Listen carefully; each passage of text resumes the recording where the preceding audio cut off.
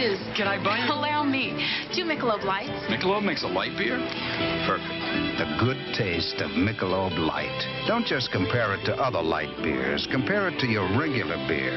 It's that good. You always did go first class. Your ticket to San Francisco. Thank you. San Francisco? You too? Good taste runs in the family. Mrs. Cooper, I need help. Oh. With all these different dog foods, I don't know what kind to feed him. Dry, soft. Honey, it's not the form, it's the formula. Those are for any dog, young, old, whatever. But Cycle 2 dog food is especially for dogs ages 1 to 7, like mine. The Cycle 2 formula has just what dogs in their active years need to help stay healthy. And happy. With Cycle, I know what to feed him. Now get Cycle 2 in 25-pound bags. We are not professing to tell you the complete story of these activities. We are professing to tell you the complete story that we know. Right. But these records that we've uncovered don't tell the story. They tell pieces of it. This is a story that has been told in bits and pieces. This is an attempt to pull most of it together. We know we don't have the full story. We do, however, have some striking new revelations and insights. The story begins here, just off the nation's front yard, the Mall. The buildings behind me were the headquarters for the World War II Office of Strategic Services. It was here that the first halting steps toward mind control began. The shaper and molder of OSS was General Wild Bill Donovan. He said of his group's work, "We may have made mistakes, but we were not afraid to try things that were never done before." In this anything-goes atmosphere, Donovan appointed this man, Stanley Lovell, a Boston industrialist, to break new ground in many scientific and technical fields. Donovan called Lovell his Dr. Moriarty, after the fiendish professor in Sherlock Holmes. Lovell liked the name and posed for this Saturday Evening Post photo. He later wrote of his OSS job that it was, quote, to stimulate the Peck's bad boy beneath the surface of every American scientist and to say to him, throw all of your normal law-abiding concepts out of the window. Here's a chance to raise merry hell. It was in this atmosphere that the search for mind control began. This bizarre man would be an active participant in that search over the next 2 decades. His name is George White, an OSS captain who had formerly been with the Bureau of Narcotics. In his diary, seen here publicly for the first time, White left a legacy of the darker side of American intelligence work. He received his early OSS training at the British-run school at Oshawa, Canada, the same school where Ian Fleming, the creator of James Bond, was trained. White referred to the school in his diaries as the Oshawa School of Mayhem and Murder. Mike Burke, former OSS colleague of White's and now president of Madison Square Garden Center. Very compelling fellow, mysterious fellow, almost mystical fellow. He was fascinating because you knew something about him, but not enough about him to really get a fix on him. He also knew a great deal about the swifter elements of society, the gamier side of life, and he was very impressive in his technical knowledge of the underworld, so to speak. He said one of our men gets beat up. He says you have to act real fast and teach these guys a lesson. Charles Siragusa, a former narcotics officer and friend of White's. He'll come around, he says, and break your kneecaps. And with that, one guy laughed, and George would always have little Billy with him. And this one guy sort of naked. George White turned around and whapped him across the neck with it. Then he picked up a pool stick and started beating everybody up. He made his point. And he made his point. George White was not a man of understatement or subtleties. His boss at OSS, Stanley Lovell, referred to him as deadly and dedicated. In this note from White's diaries, it says, call Lovell regarding TD. TD was a rather transparent cover for Truth Drug. George White worked with the Truth Drug Committee here at St. Elizabeth's Hospital in the nation's capital. They experimented with mescaline, scopolamine, and marijuana on unwitting victims. The committee soon learned there was no easy panacea, no truth drug at this stage. But White and later colleagues would not stop trying. The goal remained the same. As this 1952 CIA memo says, The aim is controlling an individual to the point where he will do our bidding against his will, and even against such fundamental laws of nature as self-preservation. But it was a discovery here in Basel, Switzerland, at Sandoz Laboratories by Dr. Albert Hofmann that led the intelligence agencies of America to believe that they had found the panacea.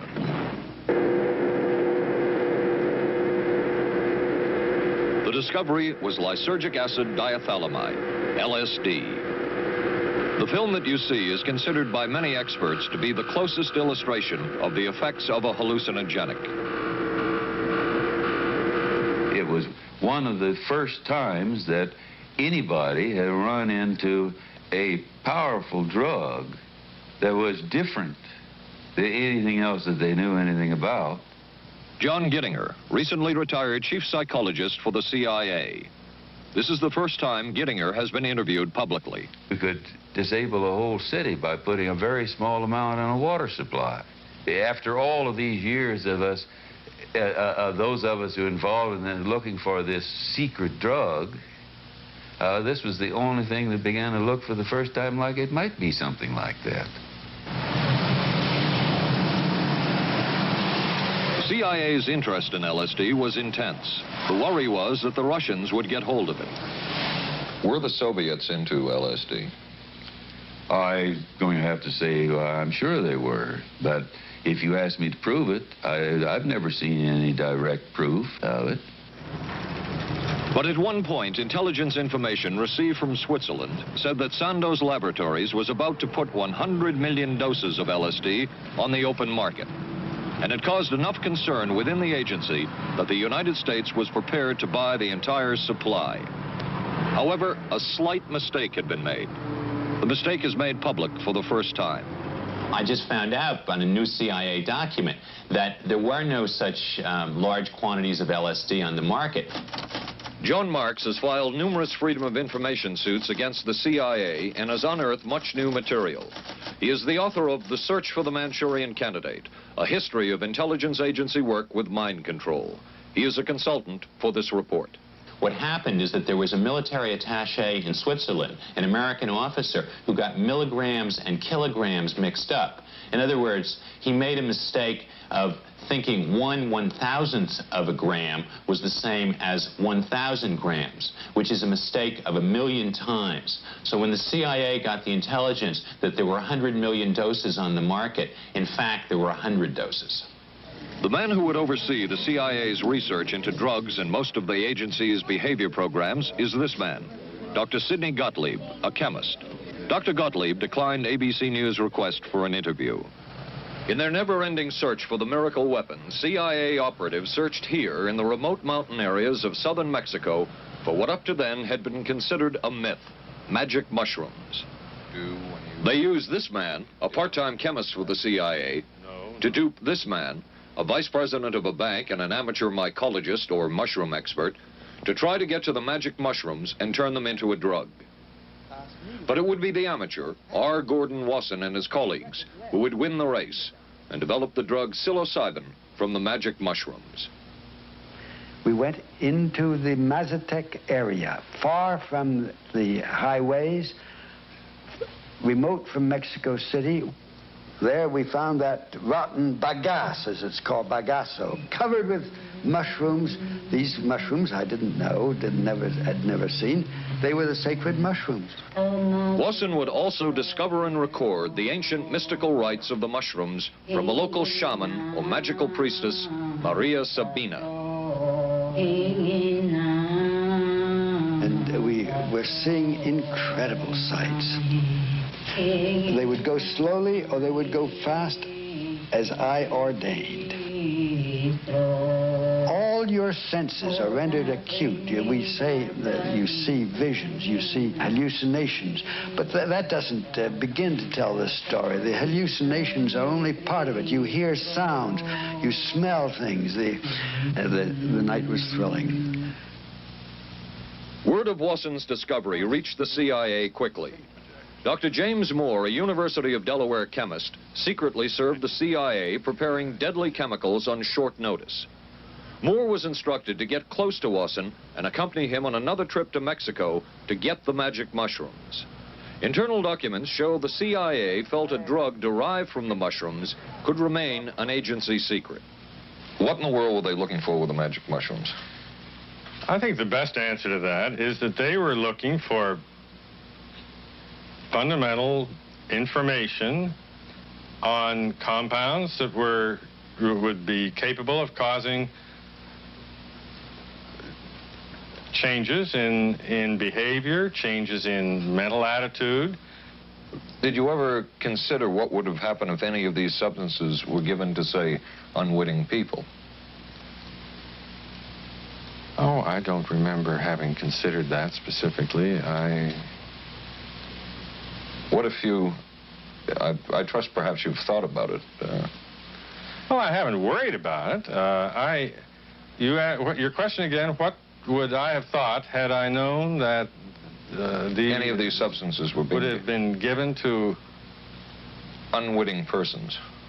You mean a hostile agent of another government? No, I mean think that was probably one of the things they had in mind. I mean testing it out on an American citizen. I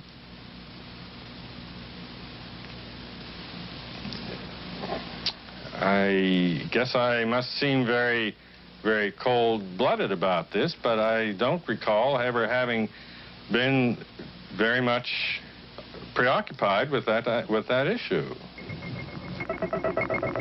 But many drugs were tested in this way. A decision was made at the highest levels of the CIA to do testing on unwitting Americans. As one CIA document says, such testing would be operationally realistic. A former CIA official who worked on these programs describes for the first time how the decision was made. He did not wish to be filmed or recorded. Thus his remarks are read by someone else. I think every last one of us felt sorry to attempt this kind of thing. We knew we were crossing the line. Every decent kid knows he shouldn't steal, but he does it sometimes. We knew damn well we didn't want anyone else to know what we were doing. The decision was made to do testing on unwitting victims. It was decided they should be on the fringes of society because they were most vulnerable. It was the borderline underworld, prostitutes, drug addicts, and other small-timers who would be powerless to seek any kind of revenge in case they found out. And as their predecessors had a decade earlier, the CIA turned to George White for help. White was now a high-ranking narcotics official, and by this time, the stories about George White were legendary. So the waiter says, "You may help you, monsieur?" And George White was busy talking with me. I paid no attention to the waiter, so the waiter tapped him on the shoulder, says, "May I help you, monsieur?"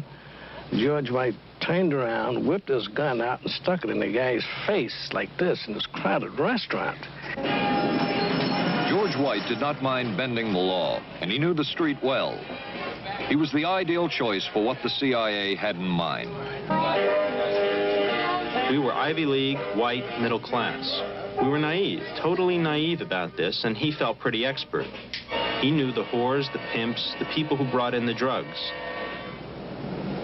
White set up so-called safe houses for the CIA in New York, here in Greenwich Village, and later in San Francisco, in this hotel, and in an apartment atop Telegraph Hill with a commanding view of San Francisco Bay. While the existence of these safe houses was disclosed last year, details of what took place within them has not been told.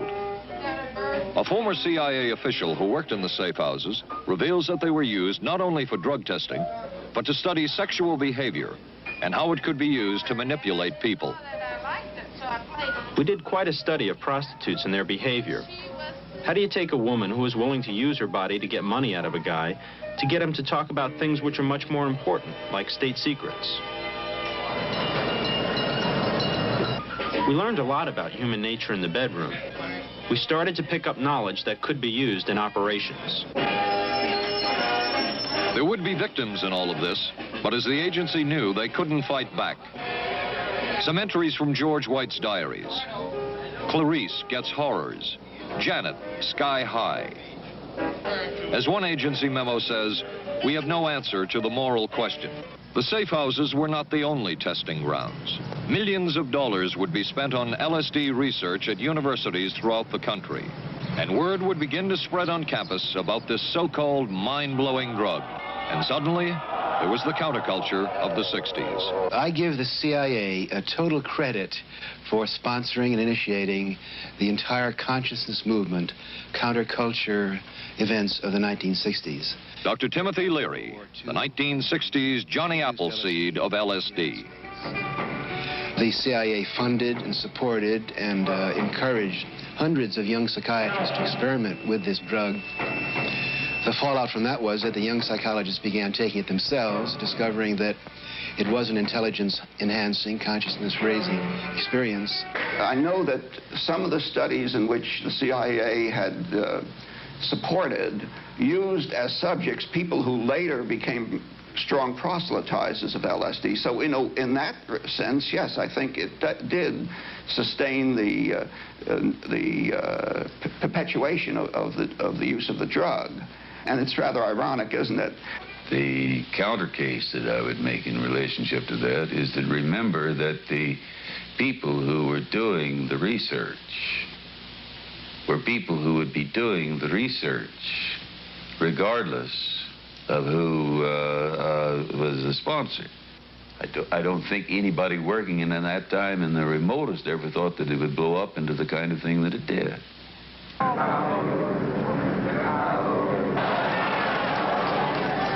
History will judge the role of the CIA and other intelligence agencies in unwittingly contributing to the counterculture of the 60s through their intense interest in LSD and other hallucinogenics. But for the moment, at least, the argument can be made that the CIA helped usher in the age of Aquarius. Tennis Club, then live. Third round coverage of the most prestigious ladies golf event. Hollis Stacey goes for her third straight U.S. Women's Open title. And red-hot Nancy Lopez shoots for her elusive first Open victory.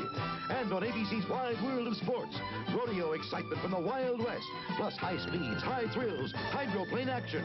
Championship tennis, golf, and ABC's Wide World of Sports, Saturday.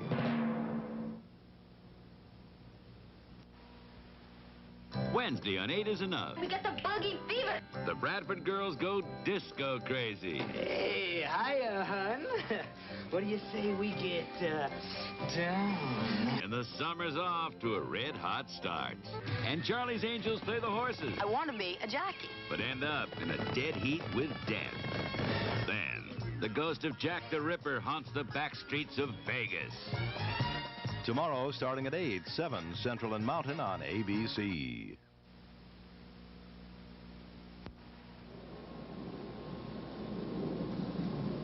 Covering a span of history such as we are in this report, one can get sidetracked by the so-called glamour and mystery of espionage work or by the exotic qualities of some drugs. But what you can't lose sight of is what all of this would mean in terms of individual human beings. There would be deaths. There would be long-lasting and harmful effects. The best-known case is that of this man, Frank Olson, a chemist employed by the Army Chemical Corps, who in 1953 was slipped LSD unknowingly at a meeting with CIA officials. Shortly after that, Olson went into severe depression. He ended his life at this New York hotel by diving through a shaded closed window in his 10th floor room.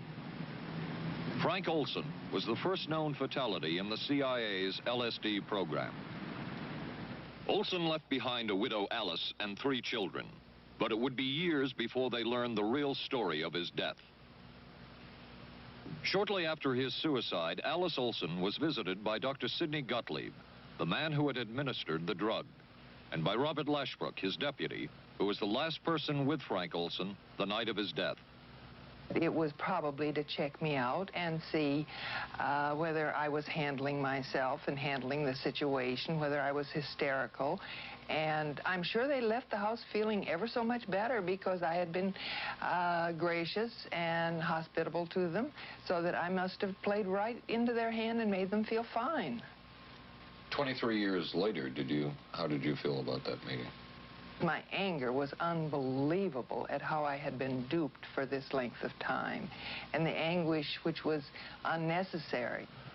Anyone who knew during all of those years never told Alice Olson the real story of her husband's death.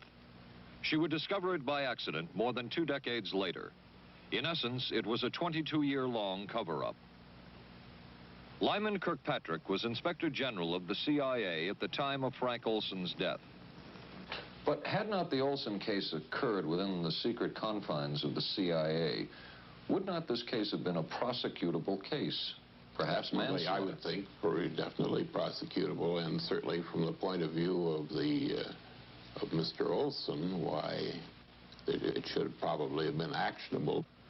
Frank Olson's suicide slowed down the CIA's testing of LSD and other drugs, but only momentarily. The CIA was not the only government agency interested in the possibilities LSD and other drugs presented for mind control.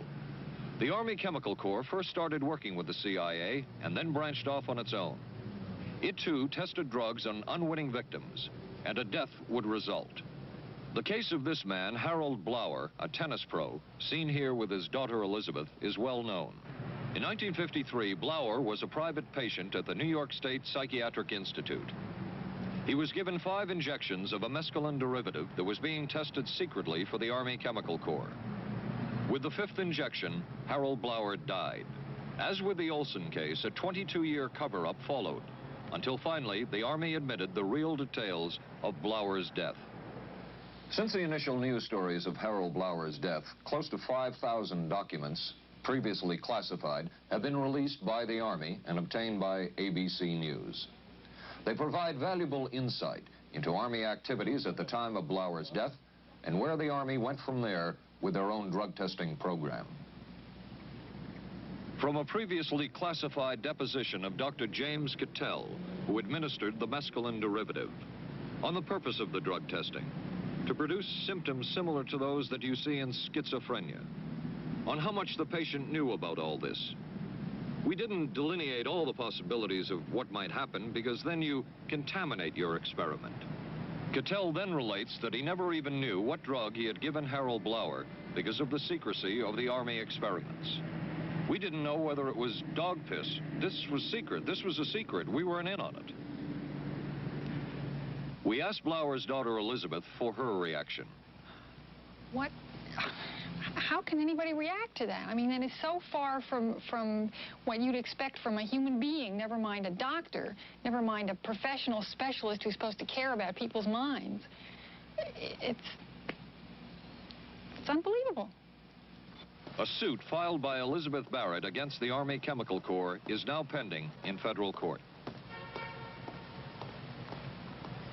Other Army experiments continued on mental patients around the country. Work done at the Tulane Medical Center in New Orleans involved several drugs, hallucinogenics, and electrodes implanted in the brain.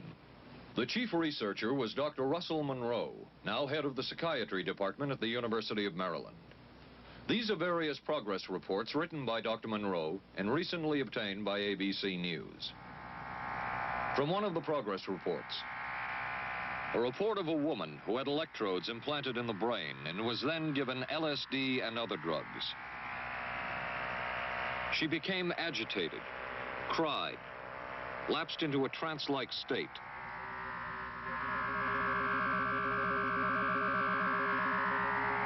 Felt as if she were about to have a convulsion, experienced waves of darkness and light, had bizarre sensations in her neck and legs, said somebody was trying to manipulate her body. At this point, Dr. Monroe wrote that the woman was obviously having paranoid ideas. As a layperson, perhaps you can enlighten me. What therapeutic effect would the type of experiment that I just described have on a patient? Well, the therapeutic effect would be indirect. Was this patient aware that she was being given LSD? Yes, I mean, they were told that they would be given some medication, and they took specifically LSD?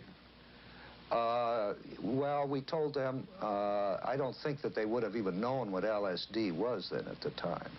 They were told that they were going to they would be given some medications which might make them feel worse. Dr. Monroe, what do you think the Army Chemical Corps was looking for in all of this testing? They were looking for an incapacitating agent, an agent that would not harm the person permanently, but would incapacitate them temporarily. That seemed like a humanistic way to wage a war, if war is necessary. When James Thornwell was given LSD by Army intelligence in 1961, this time it was no experiment. This time the express purpose was to peel back Thornwell's brain to bear any secret within it. This time the Army had gone operational. Thornwell, as reported on ABC last January, was an Army private stationed in Orléans, France. Classified documents were missing from his unit. Thornwell became a suspect. His 2.5-month interrogation included administration of sodium pentothal, hypnosis, isolation, and deprivation of sleep. Army documents obtained by ABC News refer to this interrogation as conventional. Despite this severe questioning, Army intelligence was getting nowhere with Thornwell, and it was decided to slip him LSD. For 16 years, Thornwell never knew what had hit him. Tell me about the acid. I'd rather not. It's a bad trip. It's a bad trip. That was a bad trip. The pain was so excruciating. Felt like somebody was sticking me with 1,000,000 pins. You know, just everywhere. Oh, it just...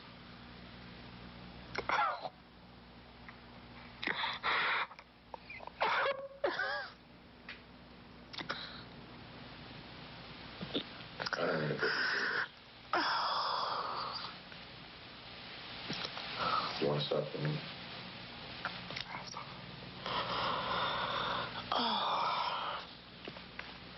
I walked around. You want to stop? Oh, I can talk. I lived through it. I lived through it. I lived through it. No charges were ever brought by the Army against Thornwell. He was discharged for psychological disorders. But an Army psychiatric evaluation of Thornwell obtained by ABC News, one which was done prior to Thornwell having been given LSD, says of him, fairly cooperative, oriented, alert, and gave no evidence of psychosis or depression. From the Army's point of view, this type of LSD interrogation was a success. Other documents refer to the exploitability of interrogation subjects, cracking them, keeping them off balance mentally, and providing an economical, speedy, and productive aid to interrogation. From James Thornwell's point of view, it was no success. Thornwell still has serious problems. He's run through 2 marriages. He maintains he can't hold a job, can't concentrate, has nightmares, and feels socially and emotionally isolated. Last fall, Thornwell filed suit against the government in federal court. In a moment, we will examine the closest experimentation to brainwashing that we have uncovered. Place at this Gothic estate called Ravenscrag, halfway up Mount Royal in Montreal. It houses the Allen Memorial Institute of Psychiatry of McGill University. It was here that the CIA funded a series of experiments, severe experiments. The work was done by the Institute's then director, Dr. Ewan Cameron.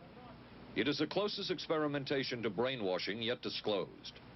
His work, unprecedented in psychiatry, consisted of 3 areas which he called sleep therapy, psychic driving, and the ultimate depatterning.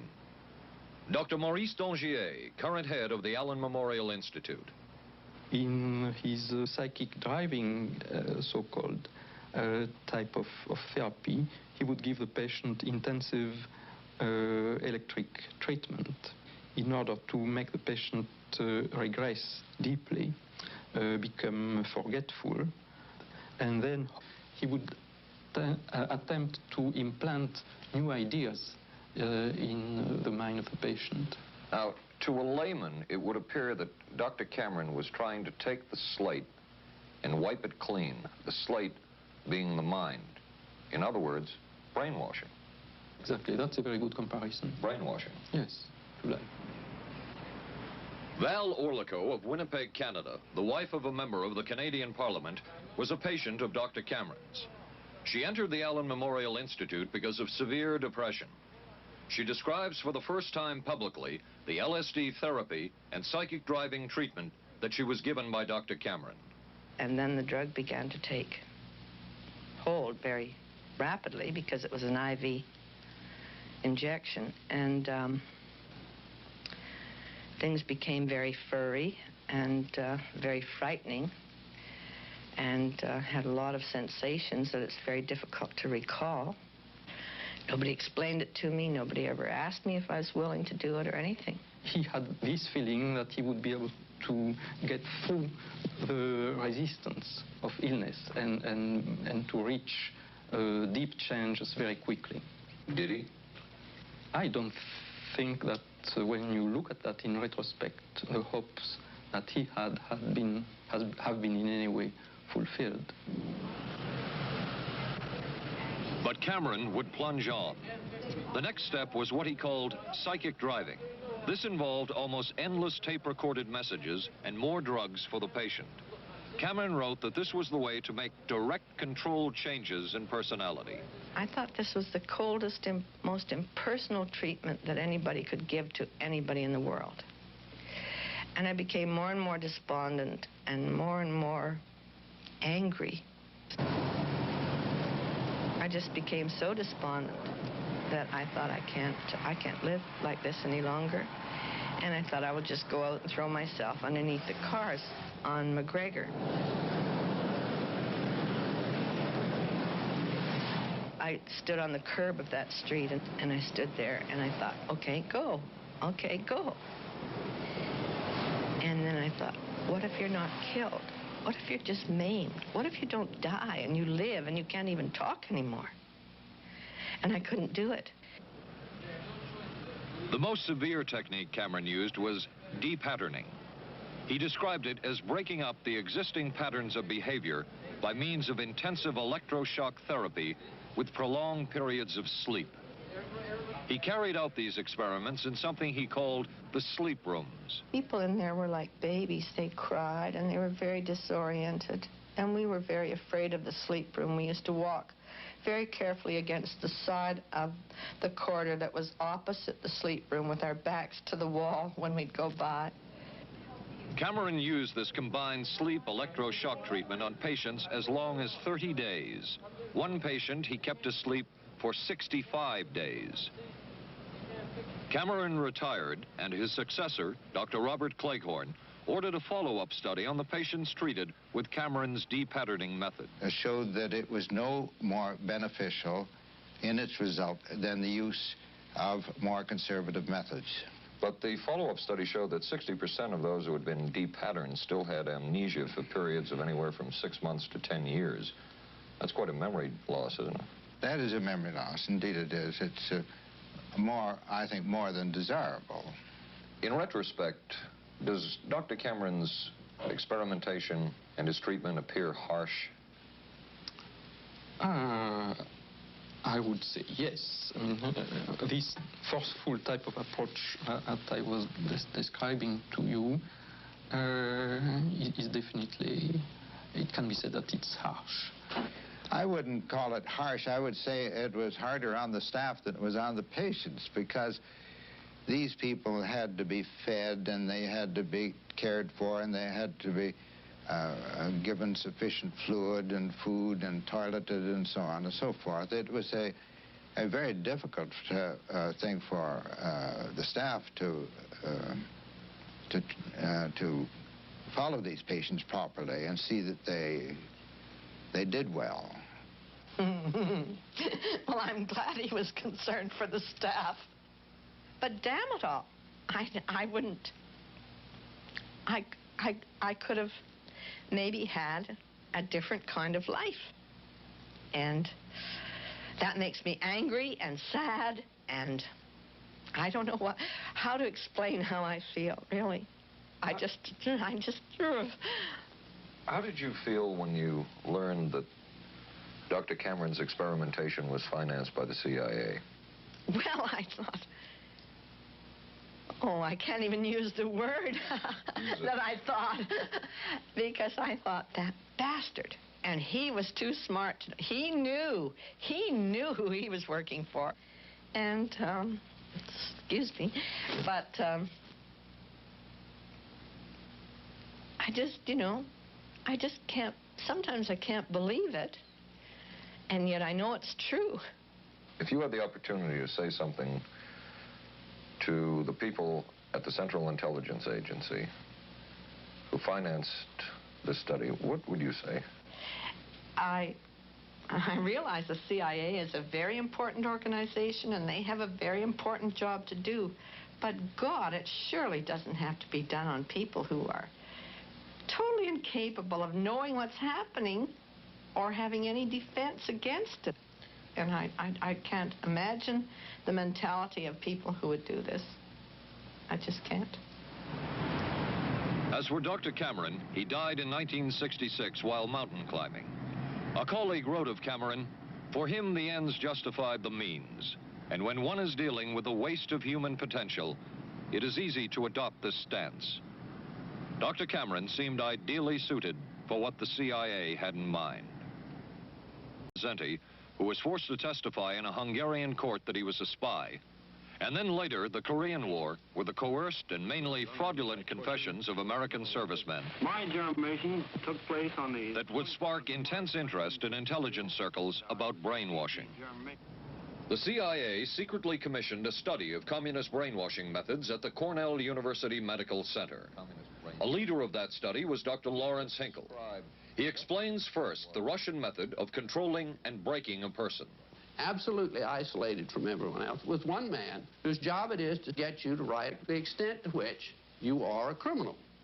In this setting, you can get people to do most anything, do you see? Because you don't have to lay a hand on them. And by the time you get through and you go up before the judge, the fellow says, "Were you a spy?" He says, "Yes, I was a spy." The Chinese never really had this kind of a state police system. They would get him in, and all this fellow does is ask you to write, rewrite, and talk to him about your whole life. Graduated from pilot training in 1949.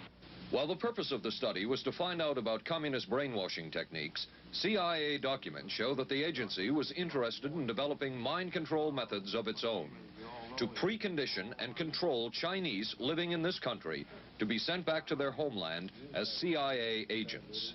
What do you think they were looking for? Well, I think they weren't looking for agents or anything like that. Yet the agency's perception of the work you were doing, in CIA documents we have examined, it says that the project that was being done here, they intended to use everything learned about the new agents to induce them to, quote, to perform acts of a complex, purposeful nature. Yeah, but that was never done. The effects of which may be out of keeping with the individual's previous behavior. That sort of thing was never done. Those people were not, that was, when they first came here, the first people they sent up to see us, you see, were operational type people from the CIA with some rather wild ideas. Okay, this is their perception of it, if I could just continue. No, it wasn't their perception of it either. No, it wasn't. Dangerous to his being, contrary to any previous consciously expressed intentions and interests, contrary to the good of the individual, and subversive to the goals for which he is consciously working. I understand all this talk. But the situation was, you see, those things were never done because of wise people on both sides. We were not able to do this nor interested in it. They were, though. Some of the low-level people were, but the high-level people were not, to tell you the truth. But documents clearly show that the CIA was attempting to develop agents over whom they had as much control as possible. Agents who would perform tasks contrary to their own good. Normally conditioned American who's been trained to kill and then to have no memory of having killed. His brain has not only been washed, as they say, it has been dry cleaned. Is a Manchurian candidate, controlled by others to do things against his will, possible? It was a remarkable film because, as far as I'm concerned, it made something totally impossible seem absolutely credible. I would say the answer is yes, but there are many qualifications to that. Dr. Milton Klein, a psychologist, a clinical and experimental hypnotist, and unpaid consultant to the CIA. The qualifications would be the subject selected to produce the kind of behavior that you wish, the amount of time, the procedures that are utilized, and the motivations of the people who are designing, executing, and administering the procedures. You're asking whether an individual can be, under hypnosis, influenced, coerced, persuaded, shaped to perform an antisocial act, or a destructive act, or an act of violence. My answer would be yes. Captain Marco, will you be good enough to lend Raymond your pistol, please? Yes, ma'am.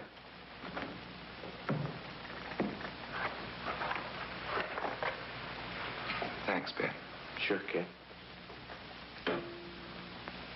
Shoot Bobby, Raymond. Through the forehead. Yes, ma'am.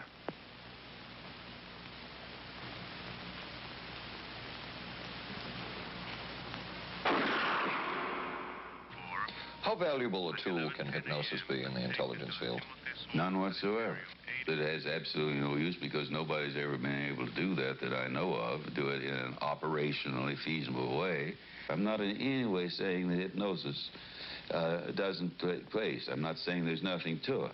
I would say that most government agencies concerned with intelligence operations have been looking to hypnosis as a tool for a variety of purposes, one of which is to carry out and to execute certain intelligence operations on a basis where they would not have to rely completely on some of their own emotional reactions. Actually, would that entail murder? It could, if you consider that an act of killing someone under circumstances of war is murder. I think one has to define what that means. Under circumstances of peace? Under circumstances of peace, it would be murder. Another former CIA agent says that Fidel Castro at one time was considered as a possible target for a Manchurian candidate. Castro was naturally our discussion point. Could you get somebody gung-ho enough that they would go in and get him? But if you have 100% control of a guy, you have 100% dependency. If something happens and you haven't programmed it in, you've got a problem. So in the end, it was decided that a Manchurian candidate was not feasible. But the search for mind control continued. But could the mind be controlled? Perhaps not. But is human behavior predictable?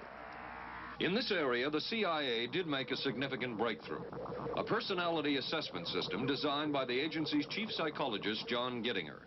It comes close to being able to predict how humans will behave. It's really a descriptive system, an attempt to try to describe personality in a relatively systematic way so that hopefully you can get some kind of an idea to predict what the behavior between different kinds of individuals. Gittinger's system had many uses in intelligence work. One was to draw personality portraits of world leaders. Using Gittinger's system, the agency concluded the Shah of Iran is a brilliant but dangerous megalomaniac whose basic problems resulted from an overbearing father. And there were other applications. Your assessment staff played a key role in helping other governments pick their police intelligence agencies, including, we've learned, the Korean CIA, Uruguayan National Police. Can you tell us about this? No. Author John Marks. The former #2 CIA man in Uruguay told me how in 1966, John Gittinger and an assistant traveled down to Uruguay and gave the tests in order to select members of the Uruguayan intelligence service. A psychologist who used to work for the CIA told me in 1961 he personally traveled to South Korea as part of an American CIA effort to set up the Korean CIA and to give the personality tests to candidates for the Korean CIA to choose the best man for their secret police. But one of the basic functions of Gittinger's system was finding the vulnerabilities of an agent, a double agent, or a potential agent. In its applicability to intelligence work, isn't the PAS system looking for a person's soft spot? Well, of course, the answer to that is yes, but I hasten to say soft spot. This is what I consider a negative word. Of the hundreds of behavioral projects undertaken by the CIA, Gittinger's appears to have been one of the more successful and more conventional. Other experiments were not as conventional. Neurophysicist Dr. Jose Delgado was financed by the Office of Naval Research. In this experiment, the bull is sedated. Electrodes are implanted in its brain. Delgado transmits an electronic impulse to the center of the bull's brain. Delgado has remote control of the animal. Recently released CIA documents refer to the feasibility of remote control of animals, and that special investigations will be conducted toward the application of selected elements of these techniques to man. Other areas were examined through the 60s and 70s. Brain surgery, psychosurgery, creation of amnesia, parapsychology, manipulation of genes. Even though past and present CIA officials have indicated this kind of work ended in 1963. Whole truth, nothing but... And one of those who took part in these programs. Thank you, sir. In 1977, a Senate subcommittee heard testimony from many of them, but the testimony was not that revealing.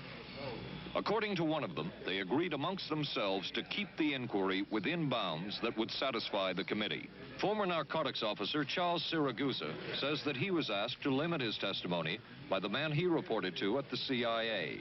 He wanted me not to say anything. To perjure yourself. That's right.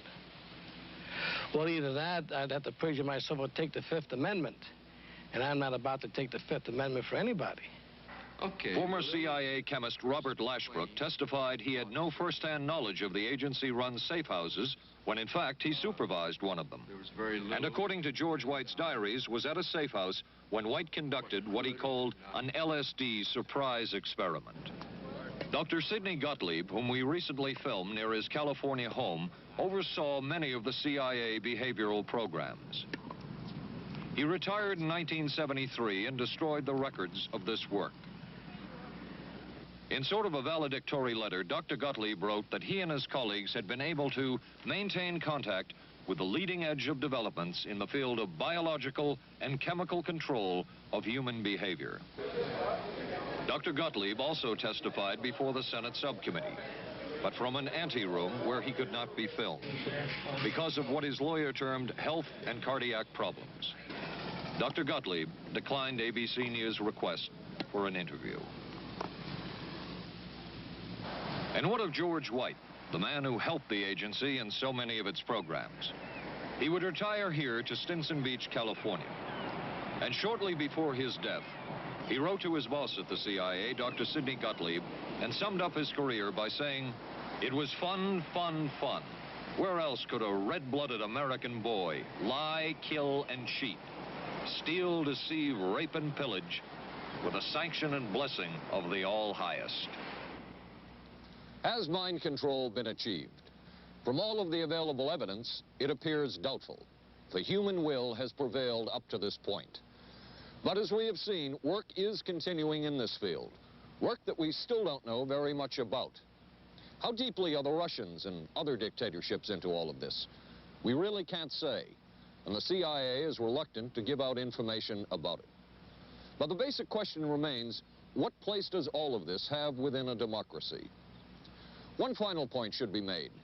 As one of the persons who worked on these programs told us, we are very capable, conscientious, and very dedicated scientists working for our country. Their work speaks for itself. This is Paul Altmeyer for ABC News. Good night. Here's a great idea. Potato peeler? Nope. Hair curler. It's Vanish Bow Freshener. Freshness